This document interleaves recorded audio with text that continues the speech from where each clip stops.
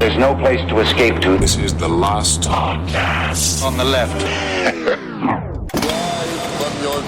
That's when the cannibalism started. What was that?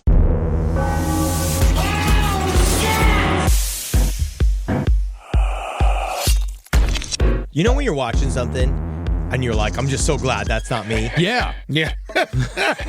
Most of the things I watch, I think, that's the reason why I watch it, is so I can say I'm glad that's not me. Just watching all of the because it's been so long since I'd seen Paradise Lost. Ooh. And watching it all again is just like, you just forget how much of a nightmare scenario. Yeah. Do you remember that movie, The Bear, where they just follow the bear around and its cubs and stuff? Yeah. That's the last time I watched something where I was like, I wish that was me. Welcome to the last podcast on the left, ladies and gentlemen. My name's Marcus Parks. I'm here with Henry Zabrowski. I'm looking out for the Satanists, and I think that we get blamed for a lot, and one of the big things that we do tend to get blamed for is it's poking the holes in the gloves. Yep. Yeah. And we shouldn't do it. Nope. If gloves are fishnets, unfortunately, and this is me speaking as a Satanist, they don't do their purpose as a glove. Yeah, Satanists have very cold tops to their fingers. They must. And, of course, the bearish Ed Larson. How you doing? Sorry, I just thought you were a pot of honey. Very funny. Don't eat it. Not the first time that's happened, not even this week. Oh, God. Is that for the guy, the old man who tried to give you the records? That's what he called you? And today we have a very special episode. We have a very special interview. I can't believe we were able to talk to this guy and his wife. Today we have an interview with Damien Echols and his wife, Lorri Davis. They were wonderful to talk to, but we wanted to set some context of what we were talking about because we did the West Memphis 3. We covered this story. Well, that's who Damien Echols is. He is Yes. one of the West Memphis 3 who were falsely accused of killing 3 children way back in 1993. And we covered this many, many, many years ago, and we've never had the opportunity to speak with Damien Echols about his experience, and now I feel like now that we're a little bit more older, a little bit wiser. Wizened. So it's a little bit easier to talk with him about this very heavy subject. But, I mean, he's compelling as ever. He is a very, very interesting and smart individual. I can't believe he has such a great disposition. I would hate the world. I would be talking to me. Well, for those of you who aren't familiar with the West Memphis 3, or just need a little bit of a refresher, back in 1993, 3 children named Stephen Edward Branch, Christopher Mark Byers, and James Michael Moore were murdered together. They were children, all around 8, 9 years old, and their dead bodies were found mutilated in basically a wooded area in the town of West Memphis, Arkansas. They were seen because they were first discovered missing that one evening, the evening of May 5th. Christopher Byers, Michael Moore, and Stevie Branch, and they stated they were missing. They went looking for them. They began their search at the Robin Hood Hills, which was like right near where all of these, what would come to be known as the West Memphis 3 would be where they lived. It was this like weird kind of like middle, next to a highway, kind of like embankment forest. I mean, it's just one of those pieces of woods. It's kind of like where Kaylee Anthony was found. It's just like a piece of woods where kids go to play. Yeah. And so their bodies were found, and it was an absolutely horrific crime scene. I mean, the kids had been bound. Their bodies had been hogtied, specifically. Hogtied specifically. And their bodies, as it would later come out, had been eaten by snapping turtles quite a bit. Right. And so, of course, the cops on the scene were small town cops. No fucking clue how to handle something like this. And they just make a mess of this crime scene. They trample all over it. They're in shock. Oh, yes. But at the same time, one of the investigators on the scene turned to another and said, "Well, it looks like Damien Echols finally killed someone." And that man was probably Jerry Driver, but we're not going to get into all of the guts of the case. Who was a local security guy? I think it was a high school security officer, something like that. Like he had basically he had made himself like the local Satan squad. He was convinced that the West Memphis area was saturated with satanic covens doing the will of the devil. It's not there. It's in New York. It's in L.A. It's a P. Diddy's house. Yeah. It's going to be a place that's nice. Now, did they ever find out? We know that Damien is proven innocent. Did we ever find out who did this? Absolutely not. No. And that's one of the things we're going to be talking about today in our interview with him. The possibility of maybe finding out sometime in the very near future who may have done this. But the point is that before the investigation even started, eyes were already on Damien Echols. Immediately. It came from Jerry Driver, who was a local juvenile officer. He was convinced that Damien Echols was a part of a satanic cult that also featured Jason Baldwin and Jesse Miskelly. He was convinced that they were up to no good, basically because he had found Damien Echols once making out with a chick. They had ran away together when they were in middle school, and he had it out for him ever since. Well, it was a lot more complicated than that. But they just had it. It's weird in that way how it does start in a very stupid place and puts a man on death row for 20 years. Yeah, and this is during the Satanic Panic, right? Well, that's the thing about this is that, the West Memphis Three were Damien Echols, Jason Baldwin, and Jesse Miskelly. Jason Baldwin and Damien Echols were best friends. And they're, a couple of kids in a small town. They listen to Metallica, they wear black. They're goth kids, basically.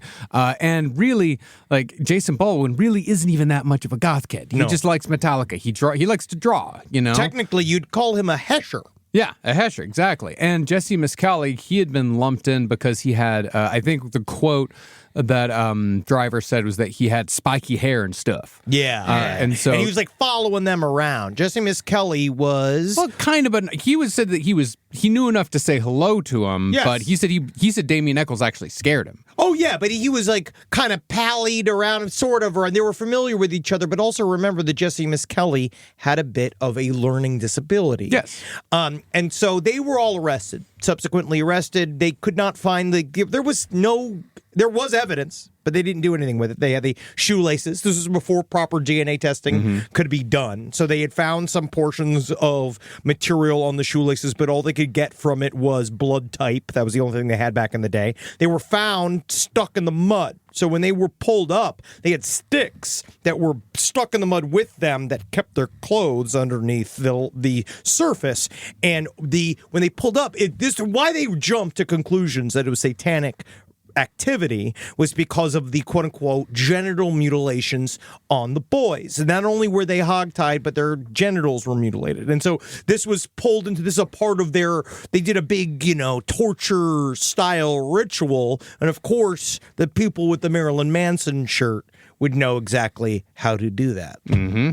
But it wasn't them. It was turtles. It was turtles. Yeah, We're pretty certain that it was turtles. Yeah, it's pretty certain because turtles will go after the fleshiest parts of the body first, and based on the bite marks and based on turtle activity and the fact that just snapping turtles are just everywhere in the Robin Hood Hills area points towards most likely it being snapping turtles that did the mutilation. Who also, I will say, snapping turtles look very satanic. They do. They're very evil. Very scary. They're very scary. They're very, very scary.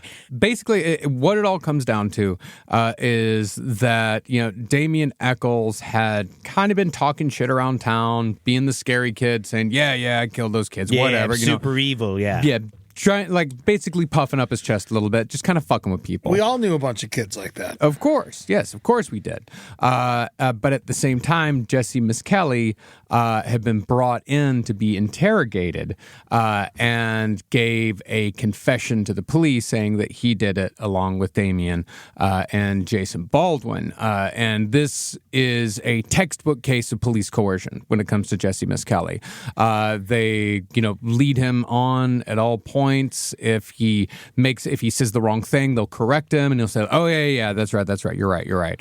And eventually, and they keep telling him the whole time, hey, Jesse, as soon as you tell us this, you're going to go home. Yeah, all you got to do is tell us what happened, and you can go home. To the point where he confessed to a triple murder, or at least being involved in a triple murder, witnessing a triple murder, and then sat down and was taken back to his jail cell and sat down. And he's like, all right, my dad's going to come pick me up any second now. Yep. No idea. of the consequences of his actions. And so based off of that confession, and also based off of the testimony of a woman, an older woman, who said that she had gone to a Wiccan black mass with Damien Echols and Jesse Miss Kelly a few months before. By the way, that was absolutely false. She recanted her entire testimony when it came to that. Turns out she'd just gotten blackout drunk and went to a party in a field and had used that as the framework for like, oh, I went to this Wiccan, this Wiccan party, this Wiccan sacrificial ritual with these other two guys. And so, during the trial, all they had were these confessions. And there was also, they said that they had found these threads on the kids' bodies that were, they said, microscopically similar to threads that were found in Damien's trailer, which pretty much just proved that they all shopped at the same Walmart. Yes. It wasn't any, there was by no means anything forensic to link these guys to the crime in any way whatsoever. And there's and you can go back and listen to our series to, we go through every single piece of evidence that shows how they couldn't have done it. Yeah. Yes. The part that tripped me out the most was the stuff with the knife.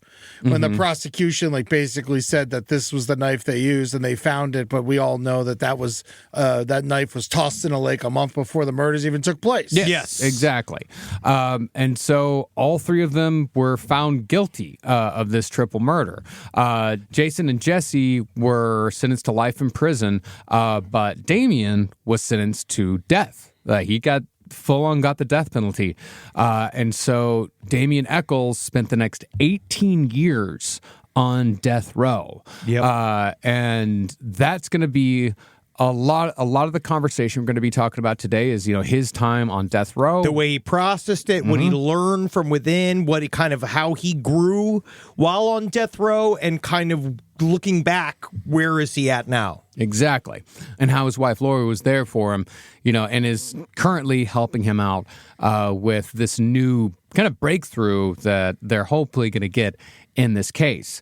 But Damien was released in 2011 along with Jason. On an Alford plea. Yes, along with Jason and Jesse on something called an Alford plea. It's basically an Alford plea is a way for someone to get out of jail and at the same time the government not take any responsibility whatsoever. He essentially says, okay, I admit the state has enough evidence to convict me, but I am innocent.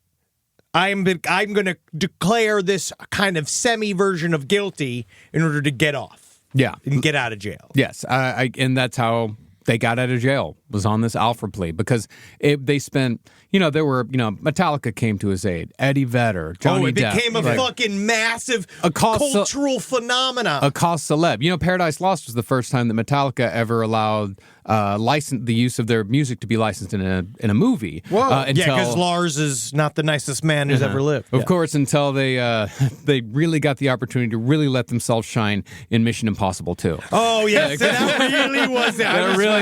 Yes. Yeah, they really had it down there. So we're going to start our interview right now with Damien Echols and Lorri Davis, and we're going to start by talking about what got him into trouble in the first place, and possibly the thing that we're in the middle of right now, good old-fashioned satanic panic. Live from your grave. So, as somebody who was, I would say, directly affected by the satanic panic of the 1980s and the 1990s, probably the most high-profile person to be affected by the satanic panic, do you think that America is in the grips of another satanic panic, or that another one is coming? It's hard to say. I mean, if it does, it won't look like the last one looked. The same thing might happen. You might have groups of people that are persecuted for various reasons, but I don't think it's going to look exactly like it did back then. Back then it was people today, if you look back at the way the satanic panic looked back then, most people today would think that just looks fucking cheesy. Yeah. You had all the people accusing, Ozzy Osbourne of making people commit suicide by putting backwards lyrics in his music and all this kind of stuff. Nobody would take anything like that seriously now. So I think if something like that does happen, it's going to look completely different. All right. So, like, for you, like the Satanic Panic of the 90s, like, how did that trickle down from a national level down to your local authority figures? Because, what's incredible to me about your story is like how there were people that were in your life, even before the murders, that seemed to believe that they were battling a personal war against Satan himself. Like, how did that manifest itself? And they definitely weren't, because Satan would have won.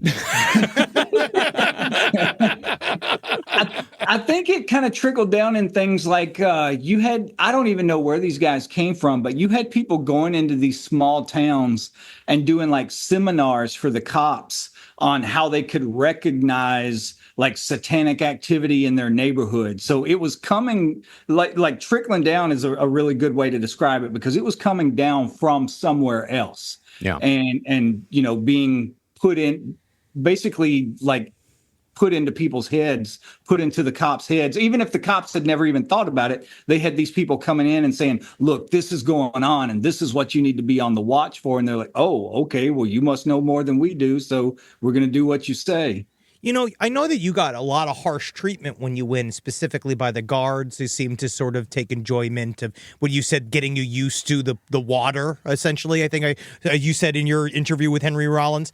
It's like, one of my questions is, though, like, do you feel like you got any different treatment from the prisoners or anything when you first go in there as the, like, minion of the devil himself? It was a different situation for me because I was on death row, and death row is not like the rest of the prison. There's almost a sense of like not exactly camaraderie on death row that you don't have in the rest of the prison, but a sense of unity in that we all have a common enemy. We have someone trying to kill all of us, and we are all trying to stay alive. And people on death row look at it as, like if they, the guards, the administration, whatever, are doing something to you, even if I don't like you, I'm going to try to do something about it, because if they're doing something to you, they'll do the same thing to me. And you don't really have that in the rest of the prison. So it was like, in a lot of ways, I was really fortunate in getting the death penalty. Would you say that death row is safer than general population? I don't think there's anywhere in prison you can call safe. I mean, I think I had been there for, I think, maybe 3 months the first time I ever saw someone get stabbed to death.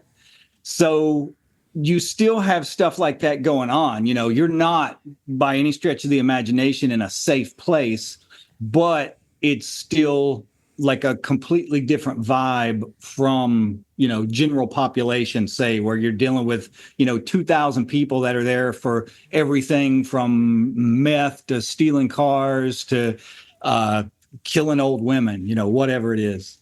Yeah, I mean, I do want to get back to the small town stuff, but while we're on the subject of death row and camaraderie, like, one of the things that I found really interesting in your writing is how, when you wrote about some of these other inmates, like there seemed to be not necessarily a sense of fondness, but definitely a sense of like familiarity with these other people. Like, were there people that you were with on death row that you miss or that you mourn? Honestly, I would have to say no, just because there was nobody that was like super hilarious. Well, yeah, but it wasn't like a deliberate hilarious. It's people that are so fucked up that you can't, like, I think I wrote about this, but there was a guy that had like one tooth and he wouldn't drink coffee because he said it would stain his tooth. Stuff like that. Like he's not trying to be funny. Like, he's dead serious. But if you have, even average intelligence, you're going to find that funny. Yeah. But at the same time, looking back on that stuff now, it really is like that was another person. The person that lived in there, the person that survived that stuff died the day I walked out of prison. So it almost feels like when I try to remember these things now, it's almost like, trying to remember someone else's memories or even a past life or something. And you're sitting here with Lorri Davis. You're honestly extremely brave, powerful wife. You guys have been your partnership. You've been working together a long time. And was there a part of you when he left prison that did you miss the Oz version of him, where you're like, "Damn, you used to really have that swing and walk"?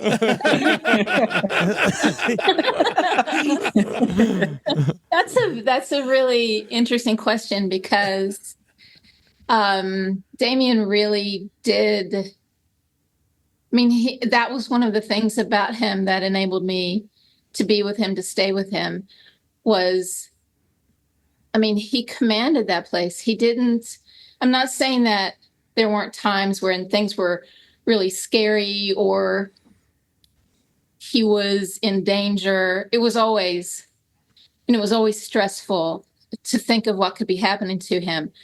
But there was something about him that just commanded his space, and he was able to hold his own. And that was the hard part about when he got out. He didn't know the world. He didn't understand any of the systems out here or how to do. I mean, here's the thing. He survived in a place most of us would never survive. Oh, yeah. For all those years. For 18 years, correct? Yes. Yeah. And then he gets out and everything crashes. His brain just crashes. And he can't, he was, like he said, he was a different person to me, but then I became a different person too, because, I say this sometimes, I'd become weaponized to do the things that I needed to do. I wasn't like that before I met him. And so suddenly we're these two people who have these abilities that we don't need anymore. And it's interesting. Like, how do you put down the sword? Like, at what point do you say we're safe? Yeah. That's a really good way of looking at it. That's what it felt like. It's like you get used to living in hell. You get so used to living in hell that you get up and you don't even think about it in the day. And then when you get out, suddenly you're having a nervous breakdown because you've never used a debit card before and you're having to figure out how to do that. All these little things that people out here take for granted that they grow up knowing how to do. It was like I had to figure all of that stuff out, like figure out a lifetime's worth of operating in the world in days. And it completely and absolutely destroyed me. I have almost no memory of the first 2 years that I was out of prison because it mentally crippled me so bad. It really did something to me. I didn't realize what it was at the time, but in hindsight, I realize now what was happening was I was having a nervous breakdown.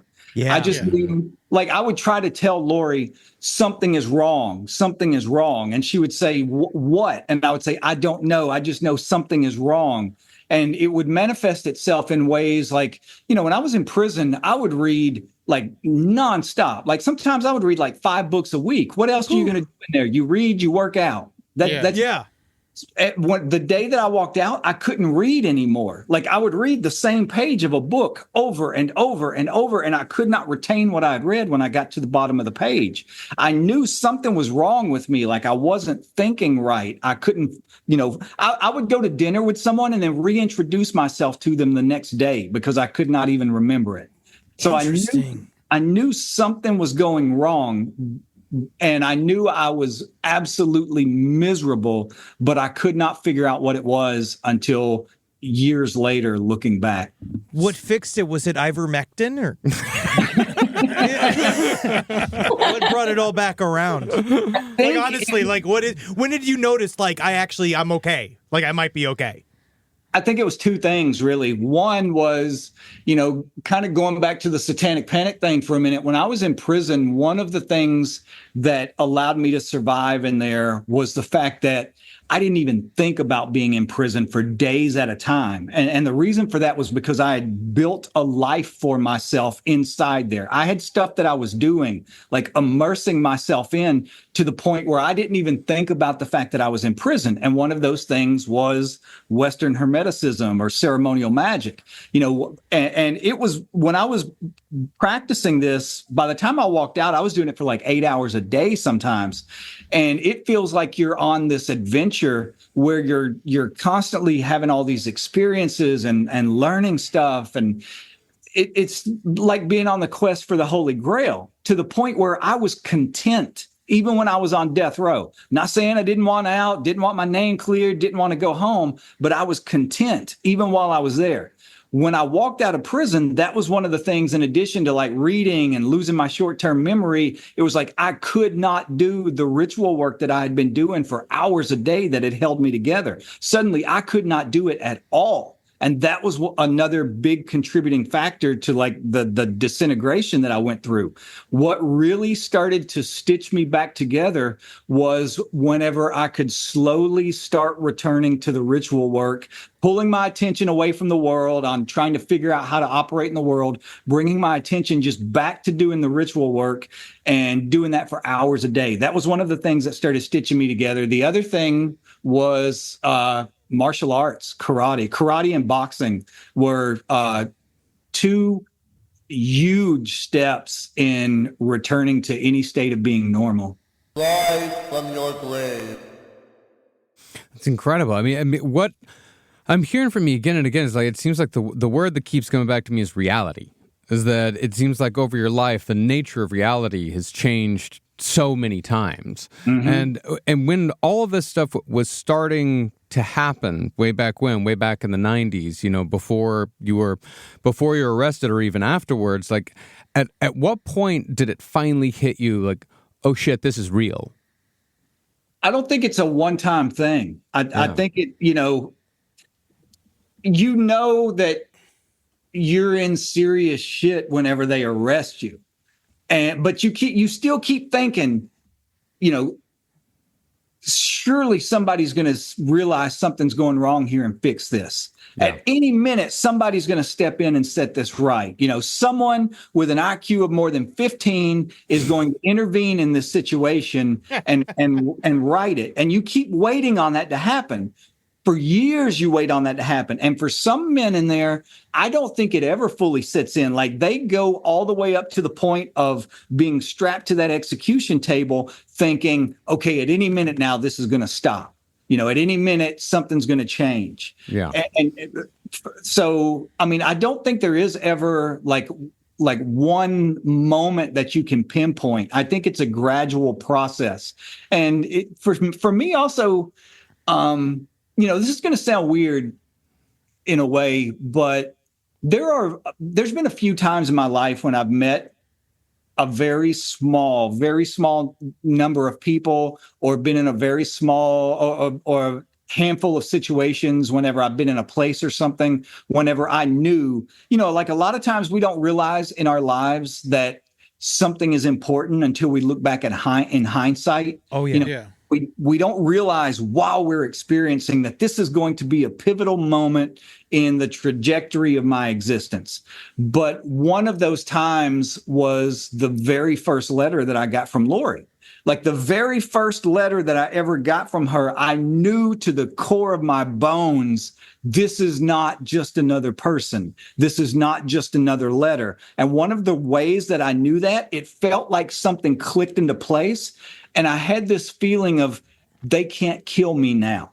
They can still hurt me. They can still fuck me up, but they cannot kill me. It was just like a certainty that went all the way to a soul level. So that also kind of prevented me from, you know, giving into despair or, you know, experiencing that moment of complete loss of hope and all of that kind of stuff too. I also wonder if that, like, I find it also fascinating, the idea of using hyper methods of concentration to save you, to pull yourself up and out. And that really, it's like, what a very interesting thing to roll you into ritualistic magic, which is legitimately all about a harness of self-awareness and perception. Yes. Yeah, well, you know, a lot of people, whenever they think of magic, they have all these like woo-woo conceptions, like stuff they've seen in movies or whatever. They don't even, you know, realize like what it really does to you and what it really is. So, you know, for example, whenever you start, first off, the very basic beginning levels, you're working your way extensively through levels that correspond to the elements like earth, air, fire, and water. And then from there, you move on to the planets and then, astrological signs and fixed stars and things like this. But whenever you're doing this, like, for example, when you start working on the elements and you start invoking earth, for example, one of the things you do is you start doing ritual work every single day repeatedly to invoke energies that correspond to the element of earth. Well, what starts happening is the aspects of yourself that correspond to that particular energy start to change. So, for example, with earth, one of the things you find yourself doing is, you're invoking this energy every day and you start to think, you know what, maybe I really should start to exercise a little more. Or maybe smoking cigarettes isn't the greatest idea. I think I'm going to quit. And those are all things that I did in there. So those were aspects of myself that started to change. And I saw that and I realized, holy shit, this isn't just make-believe, bullshit. This is actually doing something to me. This is changing me in some way. And the same thing starts happening like when you start invoking water every single day. The aspects of you that correspond to water start to change. That includes stuff like your emotions, your unconscious, your subconscious, and like working through like artistic mediums, so you're invoking water every day. The next thing you know, you just think, you know what? Maybe I think I might like to start doing some painting. And I did that. I started buying, I couldn't get paintbrushes or anything. So I started using Q-tips and I bought paint from other inmates that were like smuggling it in to the prison. And I started doing paintings and even having art shows while I was in prison. So it's like when you're working on magic, it changes every aspect of yourself. Like when you're invoking air every day, air corresponds to like your intellect, your ability to use logic and reason. And when I was doing that, that was when I woke up one day and I decided, you know what, I want to have the same frames of reference that everybody else has. So I'm going to start, I read everything under the sun from Camus to Dickens, Tolstoy, Dostoevsky, Freud. I started taking psychology classes, sociology classes, German classes, all of that. You really did prison really well. This is a great plan. I gotta ask, I guess it's kind of a weird thing to ask someone, because obviously the worst thing that could happen to anyone other than being the victim of a crime is being wrongfully imprisoned for one. And but where do you see yourself if this never happens? Are you a better person because of this? Like now, are you a better person now than you think you would have been if this? Absolutely, he might have skipped it. I think he might have skipped the 18 years of death row, but I feel like I don't know. I know. I'm just. I don't know. It's one of those things that I think to most people when they look at my life and they look at things like that look like blatantly, obviously horrific things, they probably think that I had a shitty life. But honestly, if somebody told me, I think a lot of people got it worse than I did. If they told me you can do 18 years in prison or you can work at McDonald's for 18 years, I'd be like, fuck, send me to prison.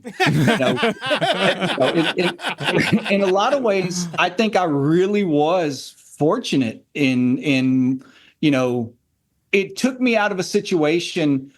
Nobody in my family has a education beyond like the 9th grade. When I was born, my mom was 15, my dad was 16. You're not going to find any college graduates, even high school educated, diplomas or anything in my family. So like looking at the trajectory of the lives of everyone around me, I didn't have anything to look forward to. There was nothing that looked like my fortune was going to be any different from, the people and the environment that was around me. And something happened where I was plucked out of that world and it saved me in a lot of ways. So yes, I went through some horrible shit, but at the same time, I was really, really blessed in a lot of ways.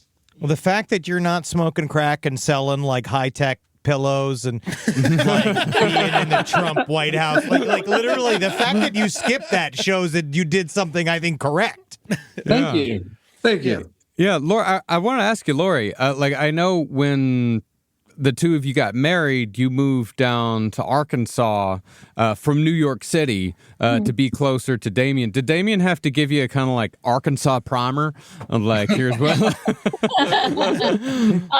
No, because I grew up in rural. I can't say that word ever. Rural. Me neither. Don't worry about it. I grew up in West Virginia. I grew up Yeah, okay. So I grew up in rural Texas, so Yep. I get So- you. Yeah. Were you a goth, Lorri? Like when you said, were you full gothed out You mean when I was growing up? when you guys met, or like No, we were polar opposites, Nah. really. It just didn't make any sense at all.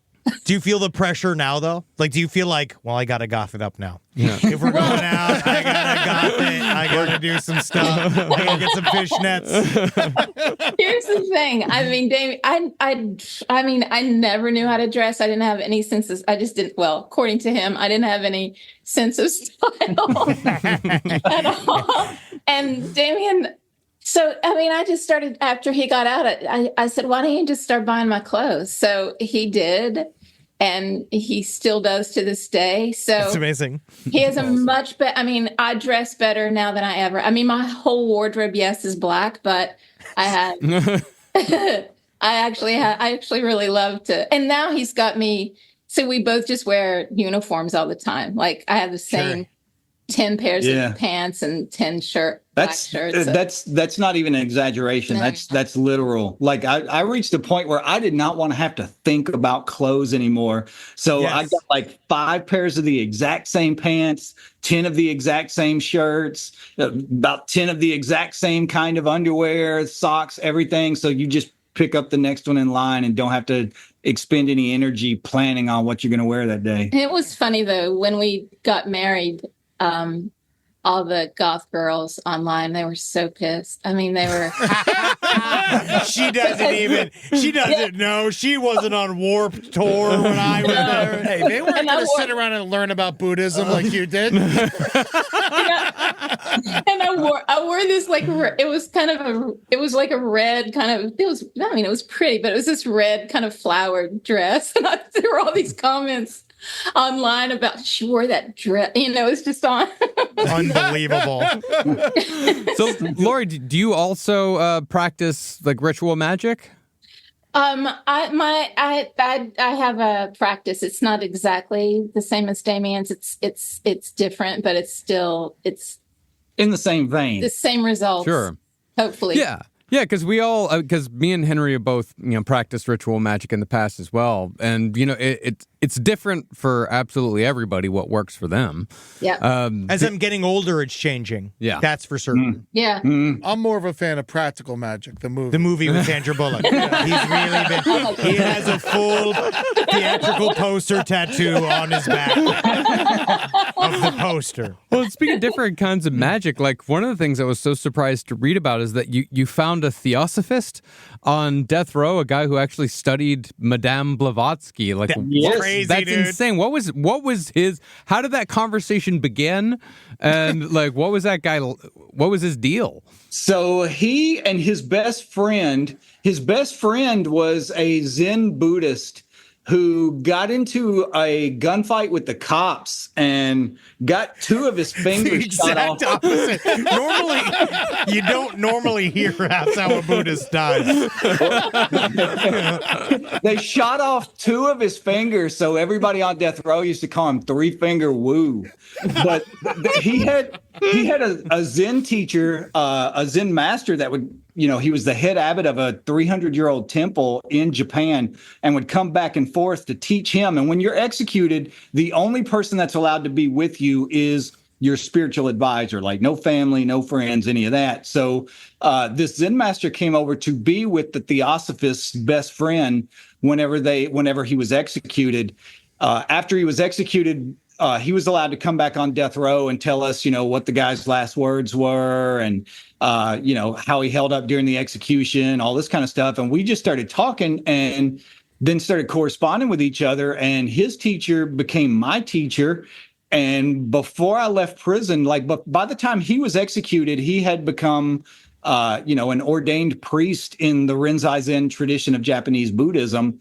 And I followed the same route, trained for years while I was in there with the same teacher, got ordination while I was in there. But those two guys, the day that I walked in the door on death row, those two guys were the first people to approach me, and they gave me just this pack that had stuff in it that you need on your first day in prison. Like, for example, stamped envelopes so you can write to your family and let them know where you are, or a bar of soap, stuff like that. And one of the very first things that they said to me whenever I got in there is, you can either turn your cell into a monastery and work on yourself, or you can be like the rest of these guys and you can sit in here and go stark raving insane. Yeah. That is just an amazing tool to be able to use. And now, like, how do you find it's changed that now that you've been out for a decade plus? Do you still kind of have that same mindfulness about you, or I know you still practice, right? And that's what you teach on your Patreon? Yeah. Well, I think what it was, what part of what was so destructive to me about getting out of prison was getting away from that. Being introduced into this world where so much is happening, and there's, I went from solitary confinement, like the last 9 years that I was in prison, I was in solitary confinement. I went from solitary confinement to the streets of Manhattan literally overnight. It was like being bombarded with everything you can imagine. And I kind of wanted to make up for everything that I had missed and not experienced. I lived on the streets of New York for, years when I first got out. I wanted to see everything, do everything. I would go stand in drugstores and just, look at all the ink pens and the chocolate bars and, just the stuff that I hadn't seen in years and years. And it got me further and further away from having a consistent routine. Part of what started allowing me to heal was getting back to the same things that had allowed me to find contentment and growth in prison, which is in a lot of ways shutting myself off from the world. Really, other than whatever I'm doing, work-wise, whether it's being on Patreon and doing live streams on there, or writing, the occasional book and have to do a book tour or something. For the most part, I found that I am the most content when I am living a very monastic kind of life. I get up every single day and I start practicing karate every single morning. And that's pretty much what my days are dedicated to now. And as long as I do that, I find that I am probably happier than 90% of the people that I come across in the world. Amen. I find that is the key. I'm stumbling upon it in my older life, but this idea of it's about a sense of discipline, but it's getting rid of the stink off the word discipline. Yes. You have to get to love it. You have to realize that this discipline, it might be hard. It's a sacrifice. You sacrifice going on, drunken benders or football games or, whatever it is that people do. You sacrifice a lot of that socialness that people get lost in, but it comes with, a hell of a reward if you do. Do you ever feel like it was also intoxicating? Because when you got out, you were essentially best friends with Eddie Vedder, Henry Rollins, all these rock stars came out when you guys first got out. Do you find that that also must have been very intense and distracting? It was, in a lot of ways. This sounds kind of odd. I'm very, very, very appreciative to all those people, more than I could ever say. They've been everybody from Johnny Depp to Eddie Vedder to Henry Rollins, Margaret Cho, so many people, Peter Jackson, more people than I can even name. I would be dead if not for these people. And I appreciate everything they did. But one thing I realized very quickly is I do not like being in those worlds, those, Hollywood worlds, or, being caught Damien, up. why though? It's one of the most pure. There's nothing. What you talking about? It's not it's not a season of other free rapists and criminals and racketeer. How were the Puff Daddy white parties? Yeah, how was that? You had to see everything. Conversation gone bad.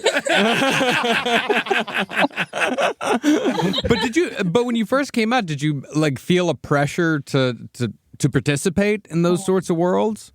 Kind of, just because when I walked out of prison, I didn't have a penny to my name. I didn't have a suit of clothes to change into. I had nowhere to go. I had absolutely nothing. So if it wasn't for like the generosity of, a lot of these people helping us out and even like giving us a place to stay until, crazy story. We ended up staying in an apartment in New York.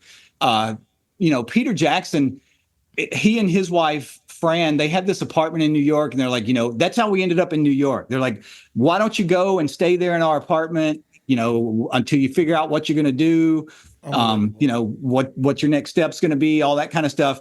And then now it's the apartment that Taylor Swift lives in. She bought an apartment, and that's where she lives. So you do feel a sense of pressure in that, you want to show your appreciation and make people happy and all this kind of stuff. But at the same time, it's just that's not my scene. That's not a thing that I enjoy. I don't like parties. I don't like fancy dinners. One time we went to that concert that they had in New York after Hurricane Sandy. And I mean, everybody was there. I remember that. Yeah. Kanye West, the Rolling Stones, the Who, Roger, like everybody's at this thing, right? And we're sitting there and we've been there for probably 30 minutes. And I was thinking, you know what? I've got part of a pizza in the fridge at home that I'm eating right now. And we got up and left. Yeah, man. Yeah. Hey, you enjoyed it. That makes you a real New Yorker, though. Yeah. That makes you an actual New Yorker. Now, currently, you're working with the Innocence Project, correct? Yes.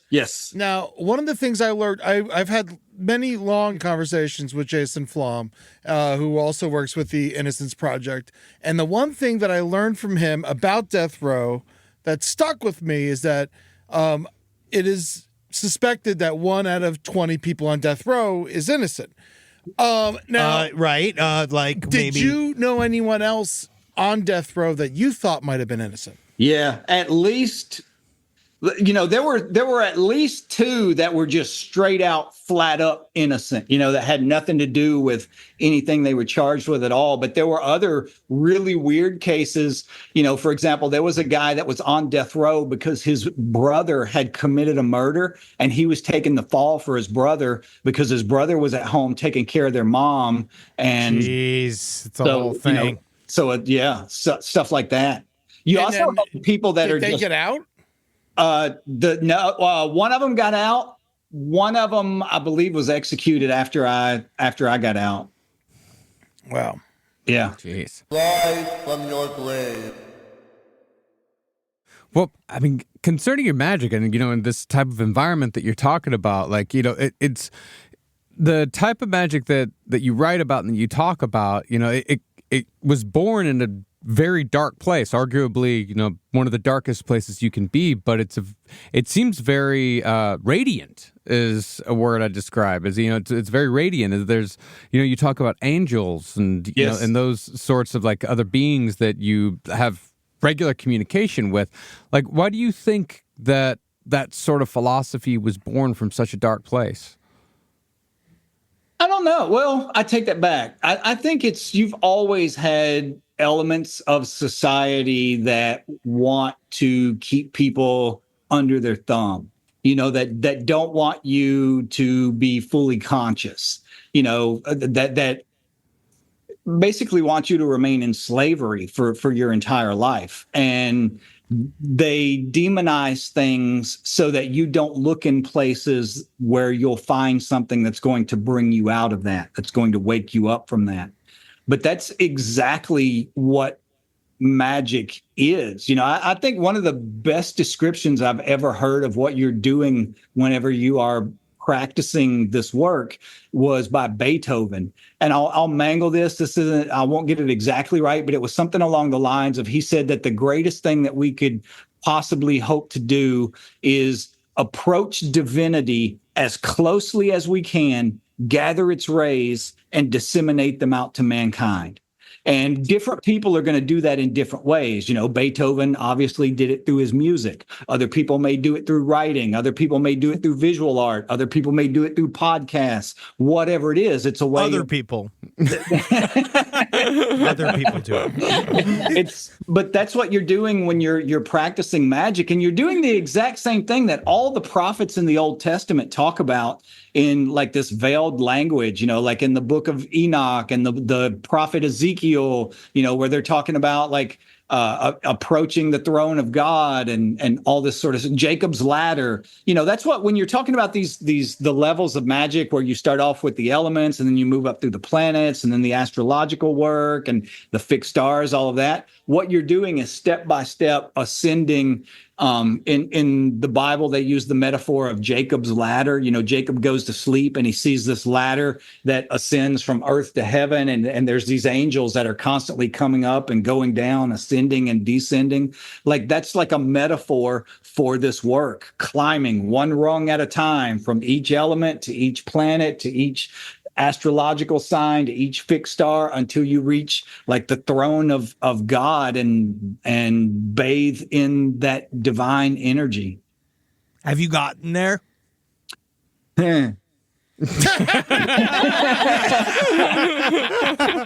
What's that like? Those are things that I used to talk about a lot, and I stopped doing it. I won't say any names, but I did a podcast one time where I was talking, and this was a huge podcast, and it's supposed to be about spirituality and all this kind of stuff. And the guy asked me pretty much something along the same lines of what you just asked. And I started, so you fixed it then? You're with the Godhead then? I started talking about some things, and I could tell by looking at his face, like he was like, this guy is fucked up. That podcast never aired. He completely shelved it. Oh, we're putting this out. Yeah. We're putting this the fuck out. Maybe twice. I actually wonder if, like, because I believe that partially what we are going to face in the next couple of years is it's going to be difficult for people that are of our persuasion to handle kind of definitely both the messaging and the temperament, and just the straight vibes are going to be off for the next couple of years. What do you think is a good way to give people advice about finding that strength and peace within during an extremely turbulent time? All you can do is stop worrying about what other people are doing and find something to pour yourself into, heart and soul, that is going to make you a better person. And by better person, I mean like more physically fit, smarter, a little more emotionally mature. Like, if you just pour your energy into something that you love, whatever it is, whether it's yoga, martial arts, ceremonial magic, whatever, hiking, whatever the hell it is, if you pour yourself into it and strive to the best of your ability to get 1% better at it every single day, then you're going to find that you don't fall into those angsty traps that swallow most people up nearly as much as, most other people do. That's one of the things about, like, ceremonial magic, the things you realize, like one day you think, wow, I don't get pissed off nearly as much as I used to. And if I do, it passes a lot quicker. Or, you know what? I don't fall into those random bouts of angsty depression that I used to, like when I was a teenager in my early 20s. Like that, it's like it just stopped. Like, you realize, looking back in hindsight, you don't always realize the changes that are occurring in yourself when you're going through them. But when you look back in hindsight, you realize, wow, something was really happening there.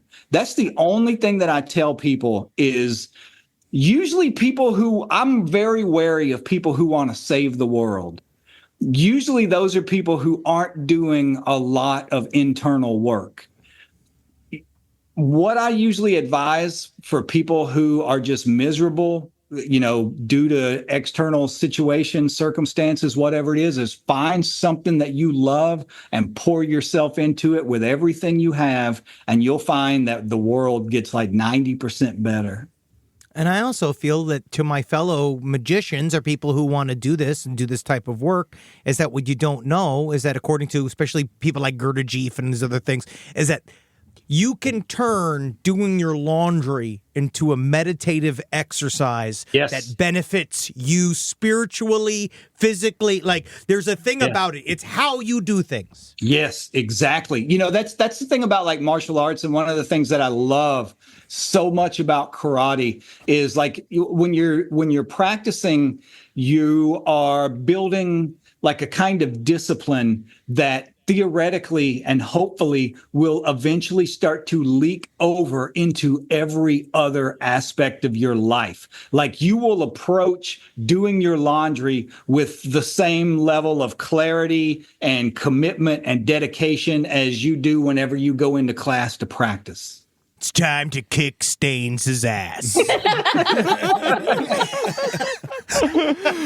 I gotta go in there and kick the shit out of my wife's panties. And that's what I do. So as far as what's going on with y'all now, like y'all have had a huge year. You've had a huge hurdle has finally been crossed as far as finally clearing your name. Like tell us about this ruling that occurred in April of this year. Well, that was one of the reasons I wanted Lorri to do this is because here's the thing. I pay very, very little attention to my case at all. Like I can tell you almost nothing that's going on at any given period of time, just because I found that the more I paid attention to that stuff and the more that I focused on the details of what was happening and what could be happening next and when is this going to happen and when's the time frame for that, the more I paid attention to that, the more it pulled me out of like that monastic kind of life and made me focus on the things that made me miserable again. So Lorri really does handle like 98% of everything going on in the case. And that's why I wanted her to be here so that she could, I knew you were going to ask that question and I was going to have no answer to it. That's amazing. Thank you, Lorri, for all that you do. Yeah, so please explain, because we want to know, because I know that we try to, I'm not even going to try to explain what the Alfred plea is and all that stuff, because I feel like it's one of these things. So it's like, does this change that?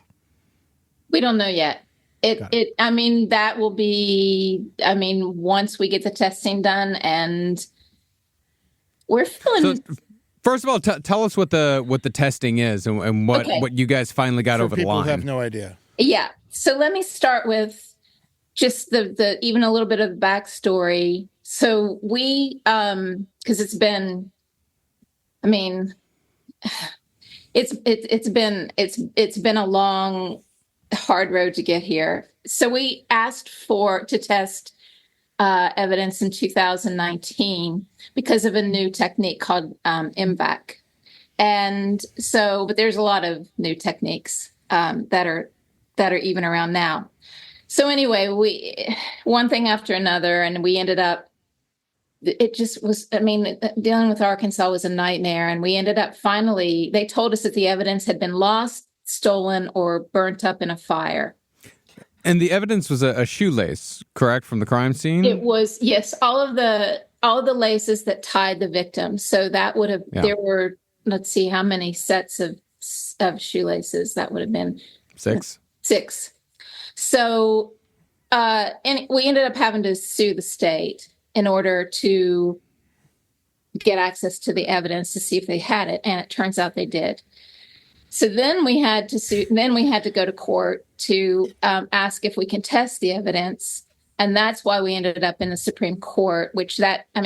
All of this took we got that ruling this past April. So that would have been from 2019 to 2024. That's how long it took. Wow. To do this. Damn. Yeah, and then people have been getting, because that was huge when that Supreme Court handed down that ruling, but that was just the beginning. That's telling, and we've been so truly blessed with what's going on in Arkansas right now because the prosecutor is actually working with us. A wonderful prosecutor named Sonia Fonticello. And it's a prosecutor who actually wants to find the people who committed the crime. What a fucking novel idea. Yeah, exactly. Yeah. Honestly, Casey Anthony's got nothing going on. She can maybe help to get in there and have her search. So, but now it's taken, and people don't understand why it's been taking so long. They're like, well, they said you could test it.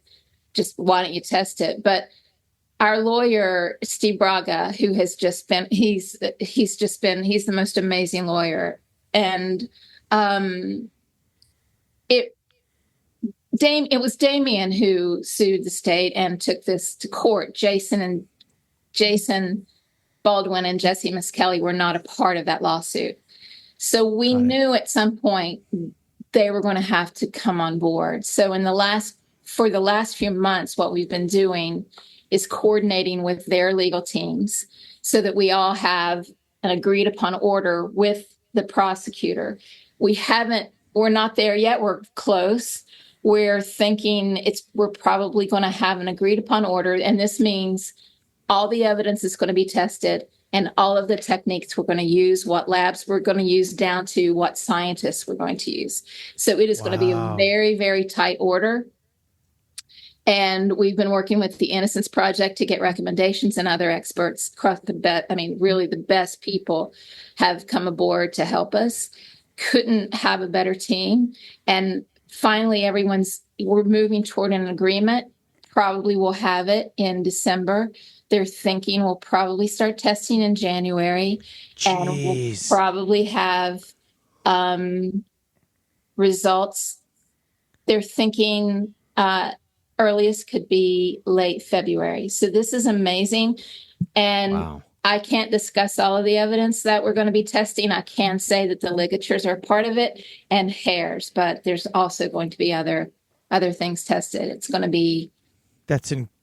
What a journey. Keep in mind, though, this is crazy. It's 30 years now? Is this? Yes, but keep in mind also, this is one of those things like, even when the DNA testing does come back, like say it comes back in February, people that haven't spent most of their lives tangled up in the legal system don't realize like how slowly this all moves. I mean, keep in mind that when the first round of DNA testing was done, back the testing that got us out of prison, they found out that the DNA at the crime scene did not match me, Jason, or Jesse. I sat in prison for another 3 years after we knew that. So that's kind of how slowly this stuff moves. Well, especially for them to tell themselves they're wrong, because I don't think the government doesn't. They don't like it. Isn't that the whole point of the Alford plea? Is for everybody to just sort of say, like, no one has to be wrong. Now, yes. Do you have, obviously you can't reveal anything, but do you have a good idea who you think might have been responsible for this crime? Everybody kind of has their own ideas. This was one of the things my lawyer told me. Oh my God, do the two of you have different ideas? Whoa, do you guys both, do you guys like think it's different? You fight over dinner about who actually did it? This was one of the things that my lawyer even said, like, I asked him before we came on, like, is there anything I can't talk about? And he's like, don't go on saying, who you think did this. You definitely don't have to give any names, but like, do you think I've always had a really, I've had a sneaking suspicion about someone that was very, very shady, and that I don't think anyone else has ever looked at this person before. Is it possible that we're going to end up, whoever it is probably at this point, they might be dead? I think they're still alive. Yeah. Okay, got it. Good. Wow. Hopefully they're scared. Hopefully they know it's coming, because it's like if we go through, especially a crime of that nature, the fact that there definitely was evidence. But as you've alluded to, which is why we didn't go hardcore into the details of your case, because largely our audience is very well aware, and it is just, the crime scene itself was so insane and so it's so horrible. Like just the idea that 3 children ostensibly would have done it is wild. Yeah. Yeah. But that's what I mean about how, like, I found that the thing that kept me from going insane was building a world for myself where I was focusing on something, like other than the case. Because, like I said, I sat there for 3 years after the first round of DNA testing showed that it didn't match us. If I would have been focused every day on, okay, the DNA wasn't mine, they're going to let me go home now, right? Like I would have lost my mind in that 3 years if I would have focused on that. With you and the other guys, are you sort of like, how do you put it? Like, are you friends with the guys like that you were like with, like, or is it one of those things where you're just still kind of connected, like in terms of like your relationship? I think it's more that. I think it's more the latter, like just being connected. Keep in mind that I didn't even, like, when we were in prison, they didn't even let us see each other. So, you're talking about someone like when I was a teenager, Jason Baldwin was my best friend. But, I didn't even see him for 20 years while I was 18 years and 76 days. It wasn't like we were hanging out and having conversations. And, he was 16 years old when he went to prison. When he came out, he was an adult. He's not the same person that he was. I always think if you're friends with the same people that you were friends with when you're 16, that you are when you're 50, which is what I'm about to be, something's probably went wrong in your life. Probably not a lot of growth happening there or something. But, for the most part, it's like we're probably just connected by the case. Like, I don't even know where Jesse is now, honestly. He just I didn't know if you guys all got together and played pool or, but then I figured like, why would you want to review? Why would you want to go back? Kicking about the good old days. Yeah. Also, what are we going to really do about these satanic cults? I really want to, now that I have you here, I think it's time we can really crack down on them because you and I can infiltrate these people. They think that we're a part of them. And we can flip. Well, Damien, Lorri, thank you so much for joining us today. This has been an absolute pleasure to have both of you. Thank you guys so much for having us. This has been, it's been a pleasure for us. Fun. Yeah. Truly. Dude, and honestly, so anything you want anybody to look up just in terms of you want to lay out your Patreon? Because what are you doing on the Patreon just so the people know? I do live streams, and honestly, I do a little bit of, mostly what I try to do is help people focus on things that are going to make them happier, feel better. And a huge part of that is ceremonial magic. I try to help. There's been people on there that have been with me for years that we talk about their practices. I only do live streams on there because I like interacting with people. I don't just like doing videos. I like, the back and forth, the conversation. So it's everything from martial arts to ceremonial magic to philosophy, anything that's going to make you a better, wiser, stronger person. Awesome. No feet. No who? What? Feet. No feet. He's alluding to the possibility of you selling pictures of your feet for sexual masturbation purposes. I don't think anybody wants to see my feet. Man, you'd be surprised. If you want, we can talk. I know some guys. You ever heard of prisonfeet.com? No. You're going to love it. Somebody told me one time that my feet look like the halfway transition point in that movie, The Howling, whenever they're half transformed. God, yeah. I'm so turned on right now. Before we go, please tell us the names of your books that you've written on magic, and the books that you've written about your time in prison. They're fantastic. If you're interested in the prison stuff, my life story in general, there was the first one was called Life After Death. Then there was another one that is just a book of mine and Lorri's correspondence, like our letters while I was in prison, and it's called Yours for Eternity. That's do you nice. still write letters, or you moved on to email? We've moved on to texting each other memes for the most part. True love. That's what marriage is. Yeah. The magic books would be High Magic, Angels and Archangels, A Magician's Guide, and Ritual. Dude, you are a wonderful resource, and thank you so much, Lorri, for being here too. Like, this really has been we've been trying to do this a long time, so I'm glad we got to do it. Yeah. You truly are an inspiration to people everywhere. So thank you for what you do and for speaking out. Thank you guys so much for everything. Oh yeah. Hail, sweet Satan. This is great. From your grave. Wow. Great. Yep. Wow. What an incredible interview. Yes. I mean, it was. I feel like a smarter person. He's a very inspirational person. It's good to be around him. Yeah, and it's an absolutely harrowing story, but it's extremely inspirational at the same time. I mean, for a man to find peace like that, I mean, the strength that it must take to find something like that is fucking incredible. I don't have it. I would die in there. I know that for a fact. Yeah. Go to Patreon. So go to patreon.com/lastpodcast and love to watch us talk and to see us live. You can go and see our live stream every Tuesday at 6 p.m. PST. That's right. Live, baby. We're coming to Brooklyn next week. I can't wait. King's Theater, one of the coolest venues in America. It's going to be amazing. That's going to be December 7th in Brooklyn at the King's Theater. Come hang out with us. Yep, and Atlanta, Dallas, Nashville, Detroit, Toronto. We're coming to all your cities next year. So go to lastpodcastontheleft.com to see when those shows are. And hail again, you fuckers. Hail Satan, you pieces of shit. And remember, Satan's not going to fuck you like that. Nope. He's not going to. Eye contact. Yep. Hail Damien Echols. Yeah.